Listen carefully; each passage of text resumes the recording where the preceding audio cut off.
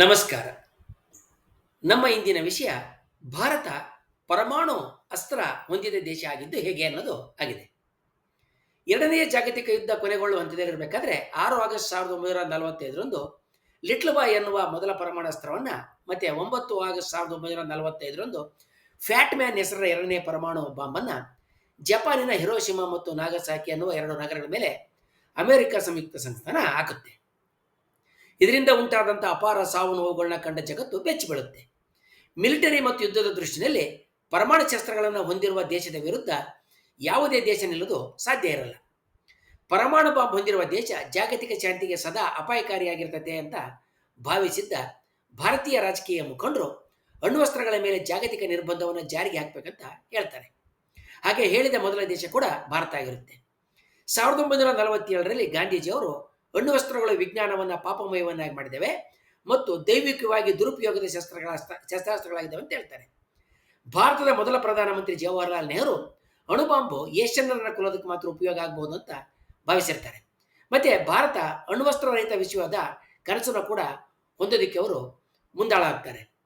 ಇಂತಹ ಉದಾತ್ತ ಶಾಂತಿಯ ಆಶೆಗಳನ್ನು ಹೊಂದಿದ್ದ ಭಾರತ 1974ರ ಮೇ 18ರಂದು ಸ್ಥಳೀಯ ಸಮಯ ಬೆಳಗ್ಗೆ 8:05ಕ್ಕೆ ಜಗತ್ತಿನಲ್ಲಿ ಅಧಿಕೃತವಾಗಿ 6ನೇ ಅಣ್ವಸ್ತ್ರ ಶಕ್ತ ದೇಶವಾಗಿ ಹೊರಹೊಮ್ಮಿದ ಹಿನ್ನೆಲೆಗಳನ್ನು ಮತ್ತು ಚರಿತ್ರೆಯನ್ನು ನಾವೀಗ ನೋಡೋಣ. ಭಾರತದ ಪರಮಾಣು ಅಸ್ತ್ರ ಗಳಿಕೆಯ ಮೊದಲ ಹೆಜ್ಜೆ ನಮಗೆ ವ್ಯಕ್ತಿಯೊಬ್ಬರ ಮೂಲಕ ಎದ್ದು ಕಾಣ್ತದೆ. ಆ ವ್ಯಕ್ತಿಯೇ ಡಾಕ್ಟರ್ ಹೋಮಿ ಜಹಾಂಗೀರ್ ಬಾಬಾ ಅವರು. ಹೋಮಿ ಬಾಬಾ ಭಾರತದ ಪ್ರಸಿದ್ಧ ವ್ಯಾಪಾರಿ ಕುಟುಂಬದಲ್ಲಿ ಹುಟ್ಟಿದಂಥ ಶ್ರೀಮಂತರು.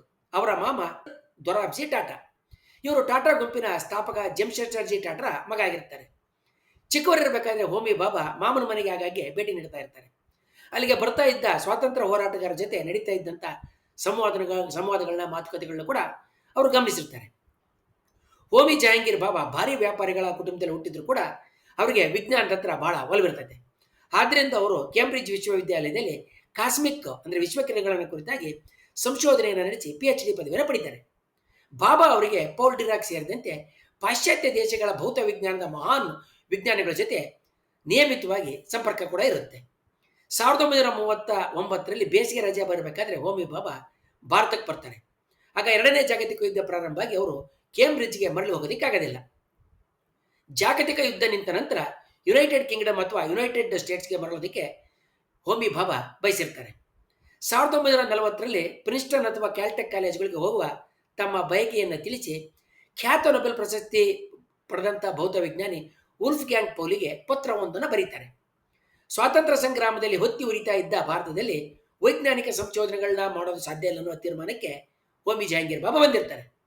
ಉಲ್ಫ್ ಗ್ಯಾಂಗ್ ಪೌಲಿಗೆ ಬರೆದ ಪತ್ರದಲ್ಲಿ ಭೌತ ವಿಜ್ಞಾನದ ಮೂಲ ಸಂಗತಿಗಳನ್ನು ಕುರಿತಾಗಿ ಚರ್ಚೆ ಮಾಡೋದಕ್ಕೆ ಇಲ್ಲಿ ಭಾರತದಲ್ಲಿ ಯಾರೂ ಸಿಗ್ತಾ ಇಲ್ಲ ಅಂತ ಅವ್ರು ತಿಳಿಸಿರ್ತಾರೆ.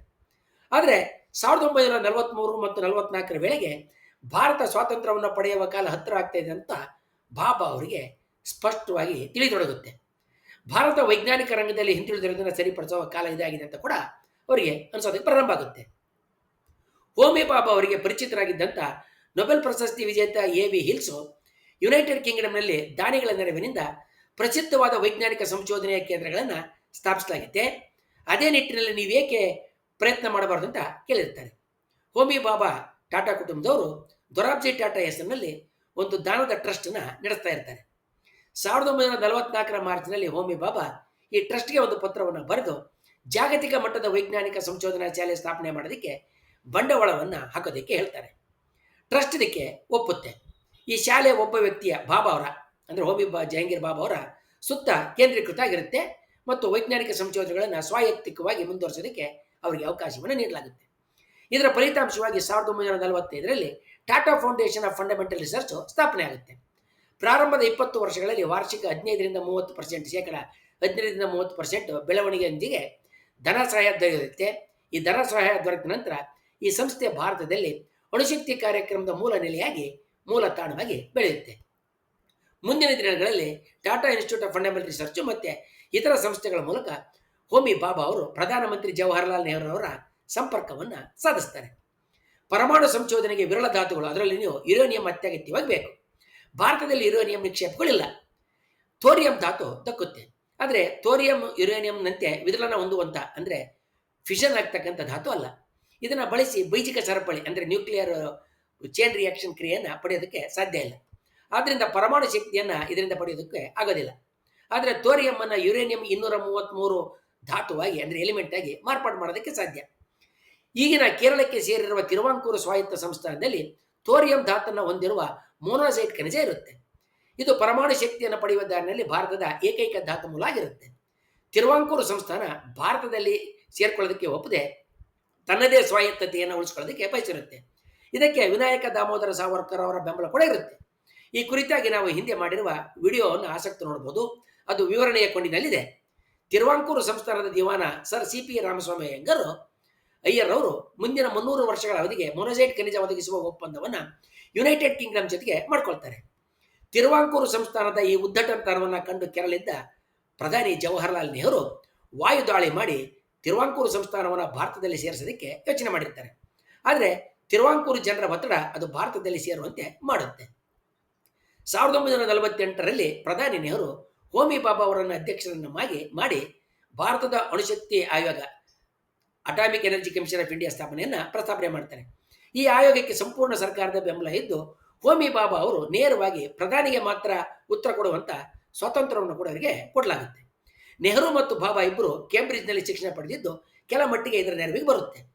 ದೇಶದ ಕೈಗಾರಿಕಾ ಕ್ರಾಂತಿಗೆ ಅತ್ಯಗತ್ಯವಾಗಿ ಬೇಕಾಗಿದ್ದ ವಿದ್ಯುತ್ ಶಕ್ತಿಯನ್ನು ಪರಮಾಣು ವಿಭಜನೆಯ ಮೂಲಕ ಪಡೆಯೋದಕ್ಕೆ ನೆಹರು ಬಹಳ ಹುಮ್ಮಚ್ಚಿನಲ್ಲಿರ್ತಾರೆ. ಸಾರ್ವಜನಿಕವಾಗಿ ನೆಹರು ಪರಮಾಣು ಶಸ್ತ್ರಗಳಿಗೆ ಕಠೋರ ಬಹಳ ವಿರೋಧಿಯಾಗಿದ್ದರೂ ಕೂಡ ಜಾಗತಿಕ ಸನ್ನಿವೇಶಗಳಿಗೆ ತಕ್ಕಂತೆ ತೀರ್ಮಾನ ತೆಗೆದುಕೊಳ್ಳೋದಕ್ಕೆ ಹೋಮಿ ಬಾಬಾ ಅವರಿಗೆ ಸಂಪೂರ್ಣ ಸ್ವಾತಂತ್ರ್ಯವನ್ನು ನೆಹರು ಬಿಟ್ಕೊಡ್ತಾರೆ. ಆರಂಭಿಕ ವರ್ಷಗಳಲ್ಲಿ ಭಾರತ ತನ್ನಲ್ಲಿದ್ದ ಥೋರಿಯಂ ಮತ್ತು ಇತರ ಖನಿಜಗಳನ್ನು ತಮ್ಮ ಪ್ರಯೋಜನಕ್ಕೆ ಬಳಸಿಕೊಳ್ಳೋದಕ್ಕೆ ಯತ್ನ ಮಾಡುತ್ತೆ. ಇದಕ್ಕಾಗಿ 1948 ಮತ್ತು 1950ರಲ್ಲಿ ಫ್ರಾನ್ಸ್ ಜೊತೆಗೆ ಮೊನೋಸೈಟ್ ಸಂಸ್ಕರಣೆ ಮಾಡುವ ಕೇಂದ್ರ ಮತ್ತು ಬೆರಿಲಿಯಂ ನಿಯಂತ್ರಿತ ರಿಯಾಕ್ಟರ್ಗಳ ಜಂಟಿ ಸಂಶೋಧನೆಗಳನ್ನು ನಡೆಸೋದಕ್ಕೆ ಒಪ್ಪಂದಗಳನ್ನು ಮಾಡಿಕೊಳ್ಳುತ್ತೆ. ಆದರೆ ಈ ಒಪ್ಪಂದಗಳು ಬೇಕಾದಂಥ ಫಲಿತಾಂಶಗಳನ್ನ ಕೊಡೋದಿಲ್ಲ. ಆದ್ದರಿಂದ 1952ರಲ್ಲಿ ಬಾಬಾ ಅಮೆರಿಕದ atomic energy commission ಅಧ್ಯಕ್ಷರಾಗಿದ್ದ Gordon dean ಅವರಿಗೆ ಪತ್ರವನ್ನು ಬರೆದು ವ್ಯಾಪಾರದ ಒಂದು ಪ್ರಸ್ತಾವವನ್ನು ಮಾಡ್ತಾರೆ. ಈ ಪತ್ರದಲ್ಲಿ ಹೋಮಿ ಬಾಬಾ ಅವರು ರಹಸ್ಯ ಪಟ್ಟಿಯಿಂದ ತೆಗೆಯಲ್ಪಟ್ಟಿರುವ ರಿಯಾಕ್ಟರ್ ತತ್ವ, ವಿನ್ಯಾಸ ಮತ್ತು ತಂತ್ರಜ್ಞಾನ ಅಂದರೆ ಅಣುವಿಕ ಶಕ್ತಿ ಉತ್ಪಾದನೆ ಮಾಡೋಕ್ಕೆ ಬೇಕಾಗಿರ್ತಕ್ಕಂಥ ತತ್ವ, ವಿನ್ಯಾಸ ಮತ್ತು ತಂತ್ರಜ್ಞಾನ ಕುರಿತ ಎಲ್ಲ ಮಾಹಿತಿಗಳನ್ನ ಕೊಡಬೇಕು ಅಂತ ಕೇಳ್ಕೊಳ್ತಾರೆ. ಇದ್ರ ಜೊತೆಗೆ ನಮಗೆ 10 ಟನ್ ಭಾರಜಲ ಅಂದರೆ ಹೆವಿ ವಾಟರ್ ಒದಗಿಸಿದರೆ ಭಾರತ ಅದರ ಸಮ ಪ್ರಮಾಣದ ಥೋರಿಯಂ ಅಥವಾ ಯುರೇನಿಯಂ ಅನ್ನು ನೀಡುವ ಪ್ರಸ್ತಾವನೆಯನ್ನು ಕೂಡ ಹೋಮಿ ಬಾಬಾ ಮಾಡ್ತಾರೆ.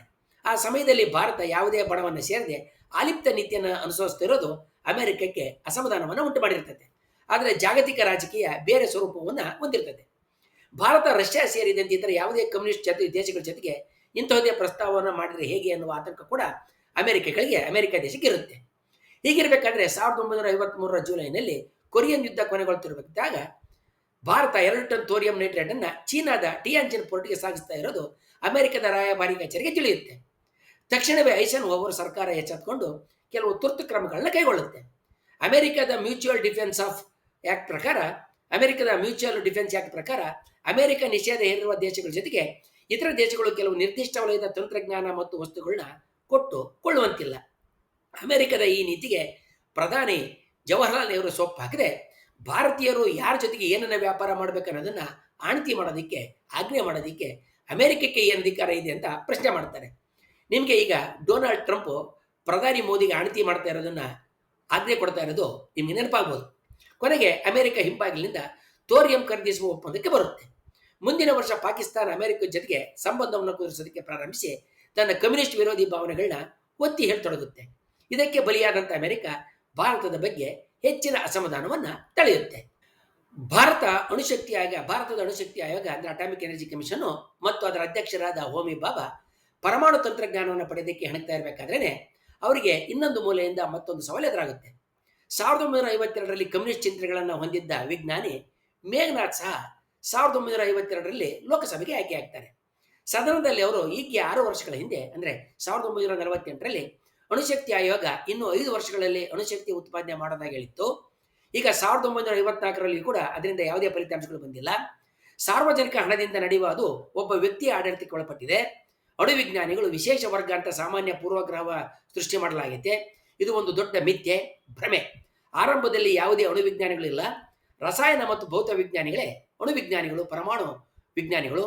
ಪರಮಾಣು ವಿಜ್ಞಾನಿ ಬೇರೆ ವಿಜ್ಞಾನಿಗಳಿಗಿಂತ ಬಾದಿ ಶ್ರೇಷ್ಠ ಎನ್ನುವ ಭ್ರಮೆ ಮೂಡಿಸಲಾಗೈತೆ.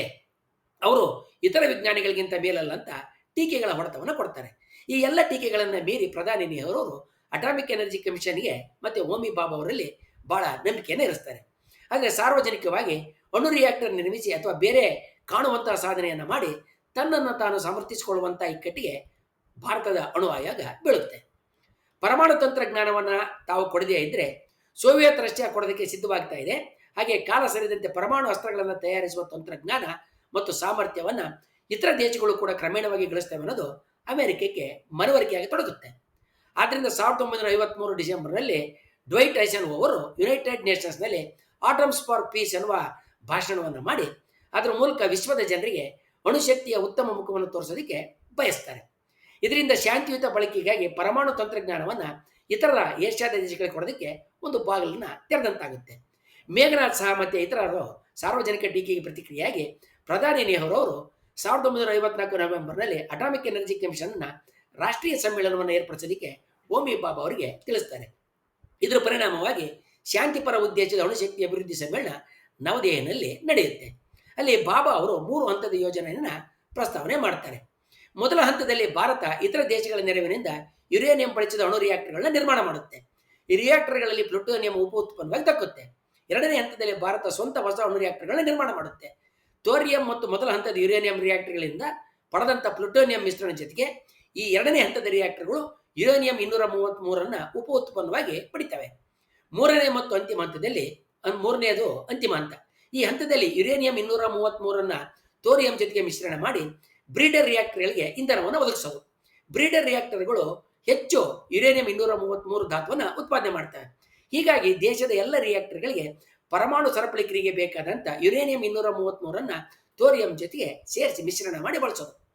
ಎರಡನೇ ಹಂತ ಮತ್ತು ಯೋಜನೆಯ ಗುರಿಯಾಗಿದ್ದ ಪ್ಲುಟೋನಿಯಂ ಉತ್ಪಾದನೆ ಭಾರತ ಪರಮಾಣು ಶಸ್ತ್ರಗಳನ್ನು ನಿರ್ಮಿಸೋದಕ್ಕೆ ಒಂದು ಆಯ್ಕೆಯನ್ನು ತೆರೆದಿಡುತ್ತೆ.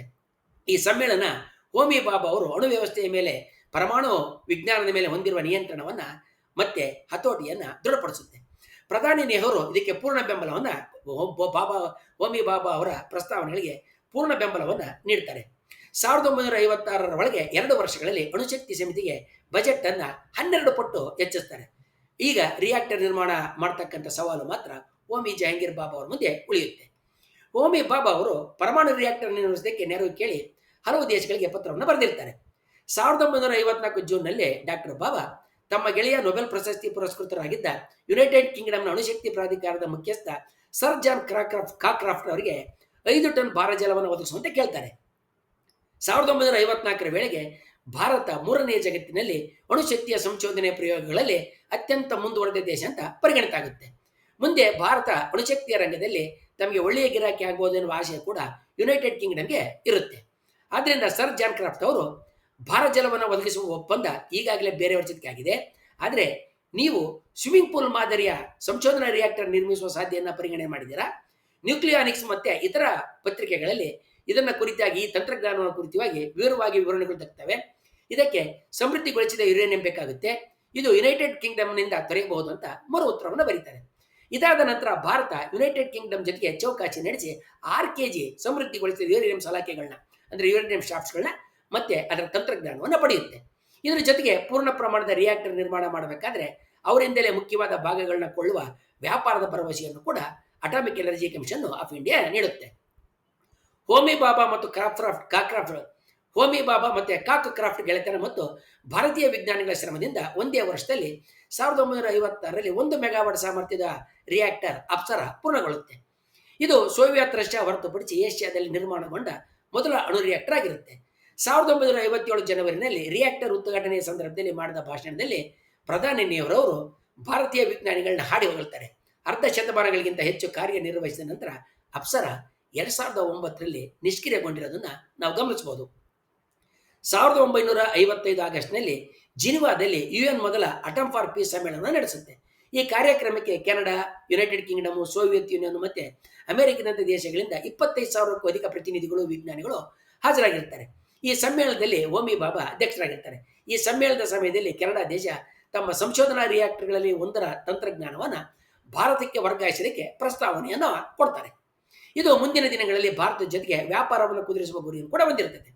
ಹಲವು ಸುತ್ತಿನ ಮಾತುಕತೆಗಳ ನಂತರ ಭಾರತದಲ್ಲಿ 40 ಮೆಗಾವಾಟ್ ಸಾಮರ್ಥ್ಯದ ಭಾರಜಲದ ಅಂದರೆ ಹೆವಿ ವಾಟರ್ನ ರಿಯಾಕ್ಟರ್ ನಿರ್ಮಿಸೋದಕ್ಕೆ ಕೆನಡಾ ಮುಂದಾಗುತ್ತೆ. ಕೆನಡಾ ಎಲ್ಲ ವಿದೇಶಿ ವಿನಿಮಯ ವೆಚ್ಚಗಳನ್ನ ಭರಿಸಿಕೊಳ್ಳುತ್ತೆ. ಅಮೆರಿಕ 21 ಟನ್ ಭಾರಜಲವನ್ನು ಭಾರತಕ್ಕೆ ಒದಗಿಸುತ್ತೆ. ಆದ್ದರಿಂದ ಇದನ್ನು ಕೆನಡಾ ಇಂಡಿಯನ್ US ರಿಯಾಕ್ಟರ್ ಕಿರಿದಾಗಿ ಸಿರಸ್ ಅಂತ ಕರೆಯಲಾಗುತ್ತೆ, ಅಂದರೆ CIRUS ಅಂತ ಕರೆಯಲಾಗುತ್ತೆ. ಆರಂಭದಲ್ಲಿ ಕೆನಡಾ ಪರಮಾಣು ಇಂಧನವನ್ನು ಅಂತಾರಾಷ್ಟ್ರೀಯ ನಿಗ್ರಹದಲ್ಲಿ ಇರಿಸೋದಕ್ಕೆ ಭಾರತವನ್ನು ಒತ್ತಾಯಿಸುತ್ತೆ. ಹೋಮಿ ಬಾಬಾ ಅದನ್ನು ತಿರಸ್ಕರಿಸಿ ಭಾರತ ತನ್ನ ಇಂಧನವನ್ನು ತಾನೇ ಇಟ್ಟುಕೊಳ್ಳುವ ಹಕ್ಕು ಹೊಂದಿದೆ ಅಂತ ಘೋಷಣೆ ಮಾಡ್ತಾರೆ. ಇದಕ್ಕೆ ಪ್ರಧಾನಿ ನೆಹರು ಸಂಪೂರ್ಣ ಬೆಂಬಲ ಇರುತ್ತೆ. ಹೋಮಿ ಬಾಬಾ ಅವರು ಅಂತಾರಾಷ್ಟ್ರೀಯ ಸುರಕ್ಷತಾ ಕ್ರಮಗಳಿಂದ ಪರಮಾಣು ಶಸ್ತ್ರ ನಿರ್ಮಾಣದ ಪ್ರಗತಿಯನ್ನು ಪಡೆಯೋದಕ್ಕೆ ಸಾಧ್ಯವಿಲ್ಲ ಅಂತ ನಂಬಿರ್ತಾರೆ. ಕೊನೆಯಲ್ಲಿ ಕೆನಡಾ ತನ್ನ ತಂತ್ರಜ್ಞಾನ ವರ್ಗಾವಣೆಗೆ ಯಾವುದೇ ಕಟ್ಟುನಿಟ್ಟಾದ ನಿಯಮಗಳನ್ನು ಹಾಕೋದಿಲ್ಲ. ಶಾಂತಿಪರ ಉದ್ದೇಶಗಳಿಗೆ ಮಾತ್ರ ರಿಯಾಕ್ಟರ್ ಬಳಸೋದಕ್ಕೆ ಪಿಂಕಿ ಸ್ಪಿಯರ್ ಒಪ್ಪಂದ ಮಾತ್ರ ಉಳ್ಕೊಳ್ಳುತ್ತೆ. ಸಿರಸ್ನಿಂದ ಸಿರಸ್ ಕೆಲಸ 1956ರಲ್ಲಿ ಪ್ರಾರಂಭ ಆಗುತ್ತೆ. 1960 ಜುಲೈನಲ್ಲಿ ಅದು ಕ್ರಿಟಿಕಲ್ ಅಂದರೆ ಸಂಧಿಸ್ತ ಸ್ಥಿತಿಗೆ ತಲುಪಿ 1963ರಲ್ಲಿ ಸಂಪೂರ್ಣ ಸಾಮರ್ಥ್ಯವನ್ನು ಅದು ತಲುಪುತ್ತೆ. ಸಿರಸ್ ರಿಯಾಕ್ಟರ್ನಲ್ಲಿ ಯುರೇನಿಯಂ ಇಂಧನ ಸಲಾಕೆಗಳನ್ನ ನ್ಯೂಟ್ರಾನ್ಗಳಿಂದ ಕಟ್ಟಿಸಲಾಗುತ್ತೆ. ಇದರಿಂದ ಪ್ಲುಟೋನಿಯಂ 239 ಉತ್ಪಾದನೆ ಆಗುತ್ತೆ. ಆದರೆ ಈ ಸಲಾಕೆಗಳನ್ನ ಬಹಳ ಸಮಯ ಉಳಿಸಿದ್ರೆ ಅವು ಟ್ರಾನ್ಸ್ ಪ್ಲುಟೋನಿಯಂ ಐಸೋಟೋಪ್ 240 ಮತ್ತು 242 ಬದಲಾಗ್ತವೆ. ಈ ಪ್ಲುಟೋನಿಯಂ ಸಮಸ್ಥಾನಿಗಳು ಅಂದರೆ ಐಸೋಟೋಪ್ಸು ಪರಮಾಣು ಶಸ್ತ್ರ ತಯಾರಿಕೆಗೆ ಬರೋದಿಲ್ಲ. ಇದಕ್ಕೆ ಪರಿಹಾರವಾಗಿ ಪರಮಾಣು ಅಸ್ತ್ರ ತಯಾರಿಸೋದಕ್ಕೆ ಉಪಯೋಗ ಆಗುವ ಪ್ಲುಟೋನಿಯಂ 230 ಸ್ಥಿತಿ ತಲುಪಿದ ನಂತರ ಸಲಾಕೆಗಳನ್ನ ತೆಗೆಯುವ ಕ್ರಮವನ್ನು ಭಾರತ ಅನುಸರಿಸುತ್ತೆ. ಇದು ಪರಮಾಣು ಶಸ್ತ್ರ ತಯಾರಿಕೆಗೆ ಬೇಕಾದಂಥ ಮೂಲ ಇಂಧನ ಆಗುತ್ತೆ. ಮುಂದಿನ ದಿನಗಳಲ್ಲಿ ಹೆಚ್ಚಿನ ಶ್ರಮ ಮತ್ತು ತಕರಾರುಗಳು ಇಲ್ಲದೆ ಅಮೆರಿಕ ಕೂಡ ತಾರಾಪುರದಲ್ಲಿ ಅಣು ವಿದ್ಯುತ್ ಸ್ಥಾವರ ಸ್ಥಾಪನೆ ಮಾಡೋದಕ್ಕೆ ಹಣ ಮತ್ತು ತಂತ್ರಜ್ಞಾನವನ್ನು ವರ್ಗಾಂತರ ಮಾಡುತ್ತೆ. ಇದೇ ಸಮಯದಲ್ಲಿ ಭಾರತ ಟ್ರಾಂಬೆನಲ್ಲಿ ಫೀನಿಕ್ಸ್ ಹೆಸರಿನಲ್ಲಿ ಪ್ಲುಟೋನಿಯಂ ಮರುಸಂಸ್ಕರಣೆ ಘಟಕವನ್ನು ನಿರ್ಮಿಸಕ್ಕೆ ಮುಂದಾಗುತ್ತೆ. ಈ ಘಟಕ ಸಿರಸ್ನಂತಹ ರಿಯಾಕ್ಟರ್ನಲ್ಲಿ ಬಳಸಿದ ಉತ್ಪನ್ನದಲ್ಲಿ ಯುರೇನಿಯಂ ಇಂಧನದಿಂದ ಪ್ಲುಟೋನಿಯಂ ಅನ್ನು ಪ್ರತ್ಯೇಕ ಮಾಡೋಕ್ಕೆ ಸಾಮರ್ಥ್ಯ ಹೊಂದಿರ್ತದೆ. ಅಮೆರಿಕ ಮ್ಯಾನ್ಹಟ್ಟನ್ ಯೋಜನೆಯಲ್ಲಿ ಕೆಲಸ ಮಾಡಿದ್ದ ಅಮೆರಿಕದ ವಿಟ್ರೋ ಇಂಟರ್ನ್ಯಾಷನಲ್ ಕಂಪನಿ ಇದಕ್ಕೆ ತಂತ್ರಜ್ಞಾನವನ್ನು ವರ್ಗಾಂತರ ಮಾಡುತ್ತೆ.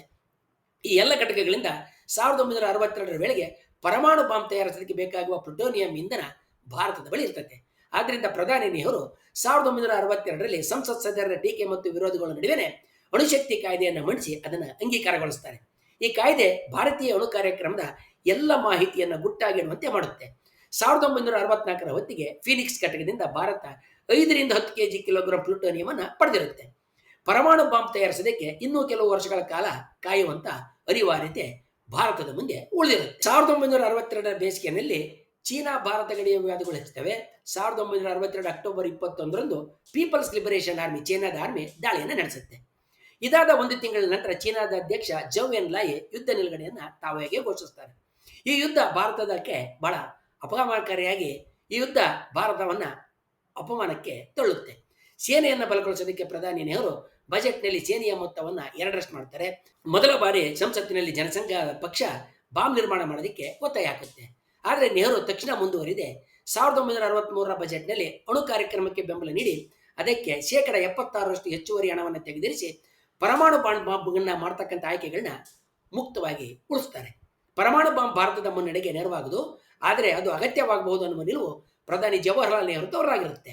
1964 ಮೇನಲ್ಲಿ ನೆಹರು ಕೊನೆಯ ಉಸಿರನ್ನ ಎಳೆದ ನಂತರ ಜೂನ್ 1964ರಲ್ಲಿ ಲಾಲ್ ಬಹದ್ದೂರ್ ಶಾಸ್ತ್ರಿ ಪ್ರಧಾನಿ ಆಗ್ತಾರೆ. ಅವರ ಎದುರು ಪಾಕಿಸ್ತಾನ ಮತ್ತು ಚೀನಾ ಅನ್ನುವ 2 ಬೂತ್ಗಳು ಎದ್ದು ಭಯಗೊಳಿಸುವಂತೆ ನಿಂತಿರ್ತವೆ. ಲಾಲ್ ಬಹದ್ದೂರ್ ಶಾಸ್ತ್ರಿ ಅವರು ಪ್ರಧಾನಿ ಆಗಿದ್ದಾಗ ಪಾಕಿಸ್ತಾನದ ಜೊತೆಗೆ ನಡೆದ ಯುದ್ಧದಲ್ಲಿ ಅಮೆರಿಕ ಪಾಕಿಸ್ತಾನಕ್ಕೆ ಸೈನಿಕ ನೆರವನ್ನು ನೀಡುತ್ತೆ. ಇದರಿಂದ ಭಾರತಕ್ಕೆ ಬಹಳ ಸಿಟ್ಟು ಬಂದಿರುತ್ತೆ. ಆದರೆ 1962ರ ಚೀನಾ ಭಾರತ ಯುದ್ಧ ಭಾರತ ಮತ್ತು ಅಮೆರಿಕವನ್ನು ಪರಸ್ಪರ ಹತ್ತಿರಕ್ಕೆ ತರುತ್ತೆ. ಇದರಿಂದ ಪಾಕಿಸ್ತಾನ ಆತಂಕಗೊಳ್ಳುತ್ತೆ. ಆದ್ದರಿಂದ ಪಾಕಿಸ್ತಾನದವರು ಚೀನಾ ಜೊತೆಗೆ ಹೊಂದಾಣಿಕೆಗೆ ಮುಂದಾಗ್ತಾರೆ. 1962ರ ಡಿಸೆಂಬರ್ನಲ್ಲಿ ಪಾಕಿಸ್ತಾನ ಮತ್ತು ಚೀನಾ ತಮ್ಮ ಗಡಿಗಳನ್ನು ಗುರುತಿಸಿಕೊಳ್ತವೆ. 1963 ಫೆಬ್ರವರಿನಲ್ಲಿ ಪಾಕಿಸ್ತಾನದ ವಿದೇಶಾಂಗ ಸಚಿವ ಜುಲ್ಫಿಕರ್ ಅಲಿ ಭುಟ್ಟೋ ಬೀಜಿಂಗಿಗೆ ಹೋಗಿ ಒಪ್ಪಂದಗಳನ್ನ ಮಾಡ್ಕೊಳ್ತಾರೆ. ಚೀನಾ ಪಾಕಿಸ್ತಾನ ಗೆಳೆತನ ಭಾರತೀಯರನ್ನ ಇನ್ನಷ್ಟು ಸ್ಥಿತಿಗೆಬ್ಬಿಸುತ್ತೆ. ಚೀನಾ ದೇಶ ಸೋವಿಯತ್ ಒಕ್ಕೂಟದ ನೆರವಿನ ಜೊತೆಗೆ ಪರಮಾಣು ಅಸ್ತ್ರ ತಯಾರಿಕೆಗೆ ತೊಡಗಿಕೊಂಡಿರೋದಕ್ಕೂ ಭಾರತಕ್ಕೆ ಗೊತ್ತಾಗುತ್ತೆ. 1964 ಸೆಪ್ಟೆಂಬರ್ 29ರಂದು ಚೀನಾ ತನ್ನ ಪರಮಾಣು ಅಸ್ತ್ರವನ್ನು ಪರೀಕ್ಷೆ ಮಾಡುತ್ತೆ. ಇದು ಭಾರತ ಕೂಡ ಅಣ್ವಸ್ತ್ರ ತಯಾರಿಸುವ ಸನ್ನಿವೇಶದತ್ತ ದೂಡುತ್ತೆ. ಚೀನಾ ಅಣ್ವಸ್ತ್ರ ಪರೀಕ್ಷೆಯನ್ನು ನಡೆಸೋದಕ್ಕೆ 12 ದಿನಗಳ ಮೊದಲು ಅಕ್ಟೋಬರ್ 4ರಂದು ಹೋಮಿ ಬಾಬಾ ಲಂಡನ್ಗೆ ಕೊಟ್ಟ ಭೇಟಿನಲ್ಲಿ ನೀಡಿದಂಥ ಸಂದರ್ಶನದಲ್ಲಿ ಭಾರತ ಅಣ್ವಸ್ತ್ರ ತಯಾರಿಕೆಯಲ್ಲಿ 18 ತಿಂಗಳು ಮಾತ್ರ ಹಿಂದೆ ಉಳಿದಿದೆ ಅಂತ ತಿಳಿಸ್ತಾರೆ. ಚೀನಾದ ಬಾಂಬ್ ಪರೀಕ್ಷೆಯ ನಂತರ ಅಕ್ಟೋಬರ್ ಕೊನೆಯಲ್ಲಿ 2 ವಾರಗಳ ಕಾಲ ಇಂಡಿಯನ್ ಎಕ್ಸ್‌ಪ್ರೆಸ್ ಭಾರತೀಯ ಜನರ ಅಭಿಪ್ರಾಯವನ್ನು ಕುರಿತಾಗಿ ಸಮೀಕ್ಷೆಯನ್ನು ನಡೆಸುತ್ತೆ. ಹೆಚ್ಚಿನ ಜನ ಆಹಾರ ಕೊರತೆಯ ನಡುವೆ ಬಹಳ ವೆಚ್ಚದಾಯಕವಾಗಿರುವ ಅಣು ಕಾರ್ಯಕ್ರಮ, ಪರಮಾಣು ಅಸ್ತ್ರ ಕಾರ್ಯಕ್ರಮ ಬೇಕಿಲ್ಲ ಅಂತ ಅಭಿಪ್ರಾಯವನ್ನು ವ್ಯಕ್ತಪಡಿಸ್ತಾರೆ. ಇದಕ್ಕೆ ಪ್ರತಿಯಾಗಿ ಹೋಮಿ ಬಾಬಾ ಅವರು ಅಕ್ಟೋಬರ್ 24ರಂದು ಯುಎನ್ನಲ್ಲಿ ಮಾಡಿದ ಭಾಷಣದಲ್ಲಿ 50 ಅಣು ಬಾಂಬ್ಗಳ ವೆಚ್ಚ ಕೇವಲ 10 ಕೋಟಿ ಅಥವಾ $21 ಮಿಲಿಯನ್ ಮಾತ್ರ ಆಗುತ್ತೆ. ಇದು 15 ಕೋಟಿ ಅಥವಾ $31 ಮಿಲಿಯನ್ ಬೆಲೆ ಬಾಳುವ ವಾಣಿಜ್ಯ ವಿಮಾನಕ್ಕಿಂತ ಕಡಿಮೆ ಅಂತ ವಾದ ಮಾಡ್ತಾರೆ. ಬಾಬಾ ಅವರ ಈ ವಾದ ಹೊರನೋಟಕ್ಕೆ ಸರಿಯಾಗಿ ಕಾಣಿಸ್ತಾ ಇರುತ್ತೆ, ಆದರೆ ಅದು ವಸ್ತುನಿಷ್ಠ ಆಗಿರೋದಿಲ್ಲ. ಯಾಕಂದ್ರೆ ಬಾಂಬ್ ತಯಾರಿಕೆಯಲ್ಲಿ ಮೂಲ ಸೌಕರ್ಯದ ವೆಚ್ಚವನ್ನು ಲೆಕ್ಕ ಮಾಡದೆ ಅವರು ಕೇವಲ ಬಾಂಬ್ ನಿರ್ಮಾಣಕ್ಕೆ ಬೇಕಾದಂಥ ವೆಚ್ಚವನ್ನು ಮಾತ್ರ ಕೊಟ್ಟಿರ್ತಾರೆ. ಲಾಲ್ ಬಹದ್ದೂರ್ ಶಾಸ್ತ್ರಿ ಅವರ ಸಾವಿನ ನಂತರ ಇಂದಿರಾ ಗಾಂಧಿ ಅವರು ಪ್ರಧಾನಿ ಆಗ್ತಾರೆ. 1971ರಲ್ಲಿ ಪಾಕಿಸ್ತಾನದಲ್ಲಿ ರಾಜಕೀಯ ನಾನಾರೂಪ ತಾಳಿ ಪೂರ್ವ ಪಾಕಿಸ್ತಾನ ಬಾಂಗ್ಲಾದೇಶದ ಉದಯಕ್ಕೆ ಕಾರಣ ಆಗುತ್ತೆ. ಈ ಸಂದರ್ಭದಲ್ಲಿ 1971ರ ಡಿಸೆಂಬರ್ ಕೊನೆಯಲ್ಲಿ ಭಾರತ ಮತ್ತು ಪಾಕಿಸ್ತಾನದ ನಡುವೆ ಇನ್ನೊಂದು ಯುದ್ಧ ನಡೆಯುತ್ತೆ. ಪೂರ್ವ ಪಾಕಿಸ್ತಾನದಲ್ಲಿ ಯುದ್ಧ ನಡೀತಿರ್ಬೇಕಾದ್ರೆ ಡಿಸೆಂಬರ್ 10, 1971ರಂದು ಅಧ್ಯಕ್ಷ ನಿಕ್ಸನ್ ಅವರು ಅಣು ಚಾಲಿತವಾದಂಥ ಮತ್ತು ವಿಮಾನಗಳ ಹಾರಾಟಕ್ಕೆ ನೆರವಾಗುವ USS ಎಂಟರ್ಪ್ರೈಸಸ್ ಹಡಗನ್ನು ಬಂಗಾಳದ ಕಡಲ ತೀರಕ್ಕೆ ಪ್ರವೇಶ ಮಾಡೋದಕ್ಕೆ ಆದೇಶ ಮಾಡ್ತಾರೆ. USS ಎಂಟರ್ಪ್ರೈಸಸ್ ಪರಮಾಣು ಶಸ್ತ್ರಗಳ ಜೊತೆಗೆ ಸಜ್ಜಿತವಾಗಿದೆ ಅಂತ ಊಹೆ ಮಾಡಲಾಗುತ್ತೆ. ಈ USS ಎಂಟರ್ಪ್ರೈಸಸ್ ನೌಕೆಯನ್ನು ಕಳಿಸಿದಿರುವ ಹಿಂದಿದ್ದ ಉದ್ದೇಶ ನಿಕ್ಸನ್ಗೆ ಏನಿದಿತ್ತು ಅನ್ನೋದು ಈಗ ಹಲವು ನಿಟ್ಟಿನಲ್ಲಿ ಚರ್ಚೆ ಆಗ್ತಾ ಇದೆ. ಪಾಕಿಸ್ತಾನದ ಪರ ಚೀನಾ ಬರಬಹುದು, ಆಗ ಕಮ್ಯುನಿಸ್ಟರ ಕೈ ಮೇಲಾಗ್ತೈತೆ, ಅವರನ್ನು ತಡೆಯಬೇಕು ಎನ್ನುವ ಉದ್ದೇಶ ಇತ್ತು ಅಂತ ಈಗ ಬಹುತೇಕ ರಾಜಕೀಯ ವಿಶ್ಲೇಷಕರು ನಂಬ್ತಾರೆ.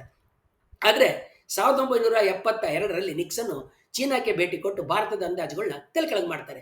ಇದೇ ಸಮಯದಲ್ಲಿ ಪ್ರಧಾನಿ ಇಂದಿರಾ ಗಾಂಧಿ ರಾಜಕೀಯ ಎದುರಾಳಿಗಳಿಗೆ ಉತ್ತರ ಕೊಡ್ತಕ್ಕಂಥ ಒತ್ತಡಕ್ಕೆ ಸಿಕ್ಕೊಳ್ತಾರೆ. ಬದಲಾಗ್ತಾ ಇರುವ ಜಾಗತಿಕ ರಾಜಕೀಯ ಸನ್ನಿವೇಶಗಳಲ್ಲಿ ಭಾರತ ತನ್ನದೇ ಆದ ಪರಮಾಣು ಅಸ್ತ್ರಗಳನ್ನು ಹೊಂದಲೇಬೇಕೆನ್ನುವ, ನ್ಯೂಕ್ಲಿಯರ್ ಬಾಂಬ್ಗಳನ್ನ ಹೊಂದಲೇಬೇಕೆನ್ನುವ ಪರಿಸ್ಥಿತಿ ಎದುರಾಗುತ್ತೆ. 1972ರಲ್ಲಿ ಇಂದಿರಾ ಗಾಂಧಿ ಪರಮಾಣು ಅಸ್ತ್ರ ತಯಾರಿಸುವ ಆದೇಶವನ್ನು ನೀಡಿ ಅದನ್ನು ಬಹಳ ರಹಸ್ಯವಾಗಿ ಕೈಗೊಳ್ತಾರೆ. ಸ್ಮೈಲಿಂಗ್ ಬುದ್ಧ ಹೆಸರಿನ ಈ ಯೋಜನೆಯನ್ನು ಭಾರತೀಯ ಸೇನೆ ನಾಗರಿಕ ವಿಜ್ಞಾನಿಗಳ ನೆರವಿನಿಂದ ನಡೆಸುತ್ತೆ. ಈ ಪರೀಕ್ಷೆಯ ತಯಾರಿಕೆಯ ಪ್ರತಿಯೊಂದು ಹಂತವನ್ನು ಇಂದಿರಾ ಗಾಂಧಿ ಅವರು ತಮ್ಮ ಬಿಗಿ ನಿಯಂತ್ರಣದಲ್ಲಿ ಇಟ್ಕೊಂಡಿರ್ತಾರೆ. ಅದನ್ನು ಅತ್ಯಂತ ರಹಸ್ಯದಲ್ಲಿ ಮುಂದುವರಿಸ್ತಾರೆ. ಪ್ರಧಾನಿ ಇಂದಿರಾ ಗಾಂಧಿ ಅವರ ಹೊರತು ಅವರ ಸಲಹೆಗಾರರಾದ ಪರಮೇಶ್ವರ್ ಹಕ್ಸರು ಮತ್ತು DC ಧರ್ ಮಾತ್ರ ಈ ವಿಷಯವನ್ನು ಬಲವರಾಗಿರ್ತಾರೆ. ಈ ಪರೀಕ್ಷೆಯ ನಂತರ ಹೇರಲಾಗುವ ಆರ್ಥಿಕ ನಿರ್ಬಂಧಗಳು ಭಾರತದ ಆರ್ಥಿಕತೆಯನ್ನು ಹಾನಿ ಮಾಡಬಹುದೆನ್ನುವ ಆತಂಕದಿಂದ DP ಧರ್ ಅವರು ಈ ಪರೀಕ್ಷೆಗೆ ವಿರೋಧವನ್ನು ವ್ಯಕ್ತಪಡಿಸಿರ್ತಾರೆ. ಭಾರತದ ರಕ್ಷಣಾ ಸಚಿವರಾಗಿದ್ದ ಜಗಜೀವನ್ ರಾವ್ ಅವರಿಗೆ ಈ ವಿಷಯವನ್ನು ಕೇವಲ ಕೆಲವು ದಿನ ಮುಂಚಿತವಾಗಿ ಮಾತ್ರ ತಿಳಿಸಲಾಗುತ್ತೆ. ವಿದೇಶಾಂಗ ಸಚಿವ ಸ್ವರಣ್ ಸಿಂಗ್ ಅವರಿಗೆ ಕೇವಲ 2 ದಿವಸ ಅಂದರೆ 48 ಗಂಟೆಗಳ ಮುಂಚೆ ಪರಮಾಣು ಅಸ್ತ್ರವನ್ನು ಪ್ರಯೋಗವನ್ನು ಪರೀಕ್ಷೆ ಮಾಡುವ ವಿಷಯವನ್ನು ತಿಳಿಸಲಾಗುತ್ತೆ. ಭಾರತೀಯ ಸೇನೆಯ ಮುಖ್ಯಸ್ಥ GG ಬೇವೂರು ಮತ್ತು ಪಶ್ಚಿಮ ಆಜ್ಞಾಪಡೆ ಅಂದರೆ ವೆಸ್ಟರ್ನ್ ಕಮಾಂಡ್ನ ಲೆಫ್ಟಿನೆಂಟ್ ಜನರಲ್ TN ರೈನಾ ಈ ಪರೀಕ್ಷೆಯ ಬಗ್ಗೆ ತಿಳಿದಿದ್ದಂಥ ಏಕೈಕ ಸೇನಾಧಿಕಾರಿಗಳಾಗಿರ್ತಾರೆ. ರಾಜಸ್ಥಾನದ ಪೋಖರಣದಲ್ಲಿ 1974 ಮೇ 18ರಂದು ಬೆಳಗ್ಗೆ 8:05ಕ್ಕೆ ಭಾರತ ಅಣ್ವಸ್ತ್ರವನ್ನು ಯಶಸ್ವಿಯಾಗಿ ಪರೀಕ್ಷೆ ಮಾಡುತ್ತೆ. ಭಾರತ ವಿಶ್ವದಲ್ಲಿ ನಾಗರಿಕ ಅಣುಶಕ್ತಿಯ ತಂತ್ರಜ್ಞಾನವನ್ನು ಬಳಸಿ ಬಾಂಬ್ ನಿರ್ಮಿಸಿದ ಮೊದಲ ದೇಶ ಅಂತ ಅನಿಸ್ಕೊಳ್ಳುತ್ತೆ. ಭಾರತದ ಈ ಅಣುಸ್ಫೋಟ ಅಣು ಶಸ್ತ್ರ ಹರಡುವಿಕೆಯ ಮೇಲೆ ವ್ಯಾಪಕ ಪರಿಣಾಮವನ್ನು ಬೀರುತ್ತದೆ. ಭಾರತ ವಿಶ್ವದಲ್ಲಿ ನಾಗರಿಕ ಅಣುಶಕ್ತಿಯ ತಂತ್ರಜ್ಞಾನವನ್ನು ಬಳಸಿ ಬಾಂಬ್ ನಿರ್ಮಿಸಿದ ಮೊದಲ ದೇಶ ಅಂತ ಗುರುತಿಸಿಕೊಳ್ಳುತ್ತೆ. ಭಾರತದ ಈ ಅಣುಸ್ಫೋಟ ಅಣುಶಸ್ತ್ರ ಹರಡುವಿಕೆ ತಡೆಯುವ ಮೇಲೆ ವ್ಯಾಪಕವಾದ ಪರಿಣಾಮವನ್ನು ಬೀರುತ್ತೆ. ಇದನ್ನು ಹಿಂಬಾಲಿಸಿ ಪರಮಾಣು ತಂತ್ರಜ್ಞಾನವನ್ನು ನಿಯಂತ್ರಣ ಮಾಡುವ ಹೊಸ ಪ್ರಯತ್ನಗಳನ್ನ ಕೈಗೊಳ್ಳಲಾಗುತ್ತೆ. ಒಂದು ಹಿನ್ನೋಟವನ್ನು ನಾವು ಬೀರಿದ್ದೆ ಆದರೆ ಭಾರತ ಅಣ್ವಸ್ತ್ರಗಳನ್ನು ನಿರ್ಮಿಸೋದಕ್ಕೆ 2 ದಶಕಗಳ ಕಾಲ ಹೆಣಿತ್ತು. ಆರಂಭದಲ್ಲಿದ್ದ ವೈಜ್ಞಾನಿಕ ಸಂಶೋಧನೆ 2ನೇ ಹಂತದಲ್ಲಿ ಶಾಂತ ರೀತಿಯಲ್ಲಿ ಅಣುಶಕ್ತಿಯನ್ನು ಪಡೆಯೋದಾಗಿತ್ತು. ಇದಕ್ಕಾಗಿ ಹಲವು ದೇಶಗಳ ನೆರವನ್ನು ಪಡೆಯಲಾಯಿತು. ಶಾಂತಿಯುತ ಬಳಕೆಯ ಉದ್ದೇಶದ ಯೋಜನೆಗಳ ಉಪ ಉತ್ಪನ್ನಗಳೇ ಪರಮಾಣು ಬಾಂಬ್ ಗುರಿಯನ್ನು ಭಾರತ ತಲುಪುವಂತೆ ಮಾಡಿದರು. ಹೀಗೆ ಮೂಲದಲ್ಲಿ ಪರಮಾಣು ಅಸ್ತ್ರಗಳನ್ನು ಒಪ್ಪದೇ ಇದ್ದ, ಆದರೆ ಶಾಂತಿಗಾಗಿ ಪರಮಾಣು ಶಕ್ತಿಯನ್ನು ಬಳಸಬೇಕಂತ ನಿಲುವು ಹೊಂದಿದ್ದ ಭಾರತ ಅನಿವಾರ್ಯ ಜಾಗತಿಕ ರಾಜಕೀಯ ಕಾರಣಗಳಿಂದ ತಾನೇ ಪರಮಾಣು ಅಸ್ತ್ರವನ್ನು ಹೊಂದುವ ದೇಶವಾಗಿ ಬದಲಾಯಿತು. ಹೀಗೆ ಜಾಗತಿಕ ರಂಗದಲ್ಲಿ ಬದಲಾಗುತ್ತಿರುವ ರಾಜಕೀಯ ಸನ್ನಿವೇಶಗಳಿಗೆ ತಕ್ಕಂತೆ ವಿವಿಧ ದೇಶಗಳು ಹೇಗೆ ತಮಗೆ ಅನುಕೂಲವಾದಂಥ ನಿಲುವುಗಳನ್ನು ತಗೊಳ್ತಾರೆ, ಅದು ಹೇಗೆ ಅನಿವಾರ್ಯ ಆಗುತ್ತೆ ಅನ್ನೋದನ್ನು ಇನ್ನಿತರ ಪ್ರಕರಣಗಳಲ್ಲಿ ನೋಡೋಣ. ವಂದನೆಗಳೊಂದಿಗೆ.